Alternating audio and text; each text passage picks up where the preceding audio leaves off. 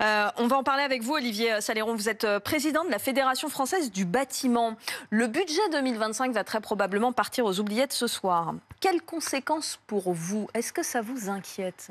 Bonjour, eh bien, oui, ça nous inquiète, nous, entreprises du bâtiment, de l'artisanat jusqu'aux plus grandes entreprises. Ça nous inquiète parce que ça fait 2 ans qu'on a un budget inapproprié, le budget 2023 et 2024. Et là, alors que tout le monde a conscience de la crise lourde du bâtiment et du logement neuf en particulier, eh bien, ce gouvernement avait quand même mis des mesures importantes pour les Français. Pour qu'ils Lesquelles?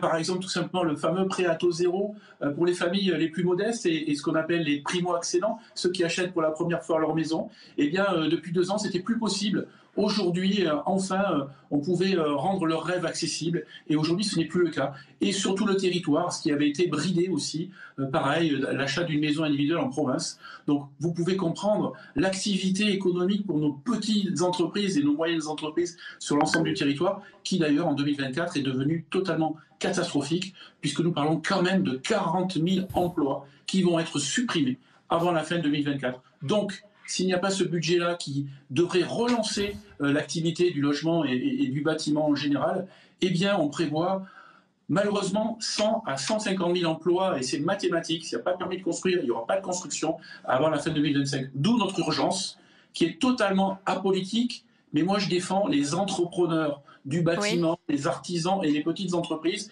Et je crois aussi que la voix, j'allais dire, des chefs d'entreprise de toute taille s'est exprimée depuis quelques jours. Oui, ce budget n'est peut-être pas extraordinaire. En tout cas, nous, on a besoin d'avoir une stabilité et de savoir où on va. Aujourd'hui, c'est de l'indécision, c'est beaucoup de stress pour les chefs d'entreprise, mais aussi pour nos salariés, parce que évidemment aujourd'hui, j'allais dire le monde du BTP, le monde de la construction, qui représente quand même 3 millions Mais de du coup, salariés en France. Olivier Saléron, je vois bien que vous êtes inquiet, mais du coup, quand vous entendez les députés du Rassemblement national, les députés de la gauche qui disent non, vous inquiétez pas, le gouvernement dit que ce sera l'apocalypse, mais tout va bien se passer. Qu'est-ce que ça vous inspire?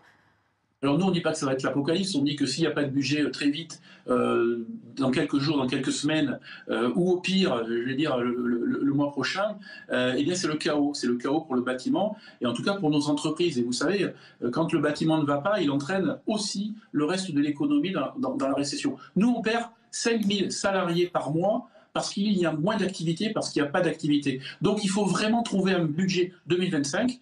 Et si on en est là, et je le répète, c'est que le budget 2024 n'était pas bon, était catastrophique et nous a entraînés dans la récession. Donc c'est ça que je dis moi, c'est qu'il faut prendre une responsabilité pour des raisons politico, je ne sais quoi.